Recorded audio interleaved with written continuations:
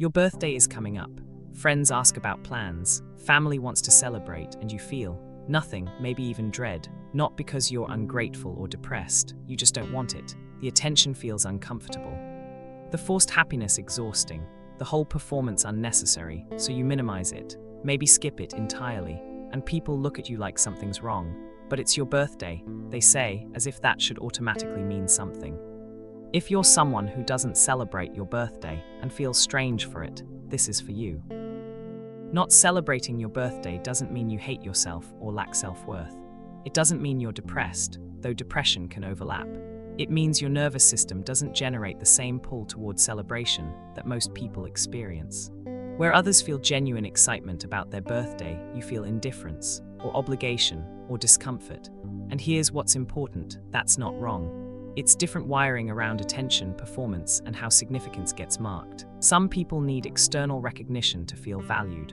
Birthdays, celebrations, being acknowledged by others, it makes them feel seen and loved. But your system works differently. You don't need others to mark your existence as significant. You already know you exist. The celebration adds nothing that feels meaningful to you. This isn't about being difficult or contrarian.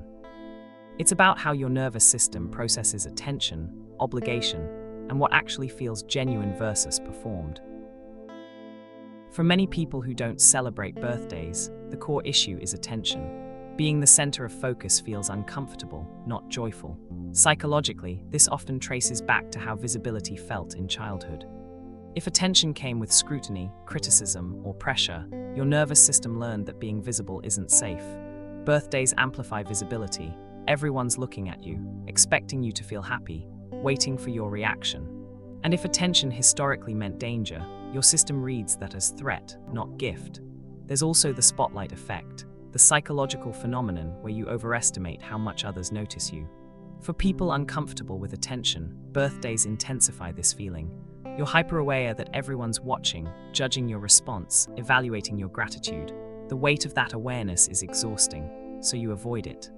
Not because you don't appreciate people caring, but because the attention itself feels like a burden your nervous system doesn't want to carry.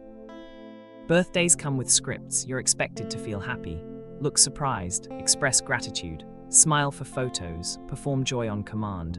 And if you don't naturally feel it, you're stuck either faking or disappointing people. This is emotional labor, the effort of managing and displaying emotions that don't match your internal state. Most celebrations require it, but birthdays are especially demanding because the expectation is so specific.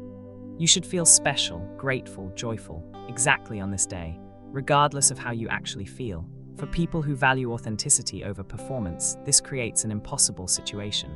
You can't fake joy you don't feel. But refusing to perform reads as ungrateful or cold. So you're caught between being inauthentic or being misunderstood. And here's the deeper issue. You shouldn't have to perform happiness to prove you're okay. Your lack of excitement about your birthday doesn't mean you lack self-worth. It means your joy doesn't activate on command for ritualistic reasons. Many people who don't celebrate birthdays have a strong need for autonomy, control over their time, choices, and emotional experiences. Birthdays disrupt that. Other people plan things, expect your participation, create obligations disguised, but now you're responsible for showing up, being grateful, managing everyone else's feelings about your birthday. Your autonomy gets overridden by others' desire to celebrate you. And that feels like violation, not love. There's also the surprise element. Some people love surprises. Others find them deeply stressful. If you're someone who needs predictability and control, surprise parties or unexpected celebrations trigger anxiety, not joy.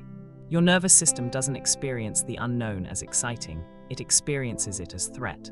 So when people say, "We just want to celebrate you," what you hear is, "We want you to give up control and perform gratitude for something you didn't consent to." That's not connection. That's obligation. Your relationship with birthdays often forms in childhood. If your early birthdays were disappointing, forgotten, minimized, overshadowed, you might have learned that birthdays don't deliver what they promise. Expecting nothing is safer than hoping for something that won't come. Or maybe your birthdays were fine, but they came with conditions. Love and attention shown only on special occasions. Conditional celebration that felt transactional rather than genuine. So now, as an adult, you reject the entire framework. You'd rather have consistent low-key care than performative once-a-year attention. There's also the possibility that birthdays were used as control. Parents making your birthday about them, inviting people you didn't want there, ignoring your preferences while insisting it was for you. If birthdays meant losing agency, you might have developed an aversion that persists into adulthood. These patterns aren't always dramatic. Sometimes they're subtle, but they shape how your nervous system responds to celebration now. For some people, birthdays trigger existential discomfort. Another year, closer to aging, closer to mortality, goals unmet, time passing. The celebration feels absurd when what you're actually feeling is dread about time running out. Psychologists call this mortality salience, awareness of death. Birthdays make age explicit. And if you're someone who feels behind, unfulfilled, or anxious about aging, celebrating feels like celebrating something you're not happy about. There's also comparison. Social media shows everyone else's elaborate birthday celebrations, milestone achievements, photogenic joy. And if your life doesn't match that script, if you're struggling, uncertain, or just living quietly, birthdays can feel like public proof that you're not where you should be. So you skip it, not because you hate yourself, but because the day itself has become weighted with disappointment, pressure, or existential dread that no amount of cake can resolve. Here's what changes everything. Not celebrating your birthday isn't a flaw. It's a valid preference shaped by how your nervous system processes attention, obligation, and what feels genuine. You're not broken for not wanting what others want. You're not ungrateful for not feeling excited about performative celebration. You're not antisocial for preferring to mark your existence privately or not at all. Some people need external validation and ritual. Birthdays help them feel valued. That's one way of being. You have a different way. You mark significance internally or through different rituals, or not at all because your existence doesn't require marking to feel real. Neither is superior. They're different adaptations to different needs. And your preference for low-key, autonomous, authentic living isn't less valid than someone else's need for celebration. Understanding this moves you from feeling wrong for not celebrating to recognizing you simply have different wiring around how significance, attention, and joy work in your life. There are costs. People misunderstand you. Friends feel rejected when you decline birthday plans. Family worries something's wrong. You're seen as difficult, ungrateful, or depressed when you're actually just uninterested in the ritual. You might also miss out on connection. Some people show love through celebration. By refusing birthdays, you might refuse their particular love language. That's a real loss, even if the celebration itself doesn't appeal to you.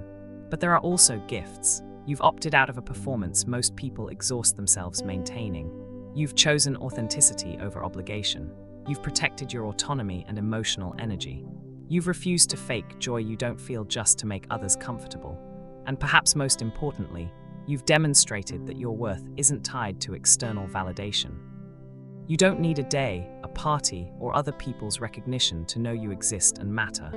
That's profound self-possession. If you don't celebrate your birthday, you're not alone. There are many people who feel the same quiet resistance to the ritual, the same preference for autonomy over performance, the same recognition that significance doesn't need external marking to be real. You're not broken for not wanting what others want. You're not ungrateful for not feeling excited about obligatory celebration. You're wired differently around attention, performance, and what feels authentic, and that wiring is valid.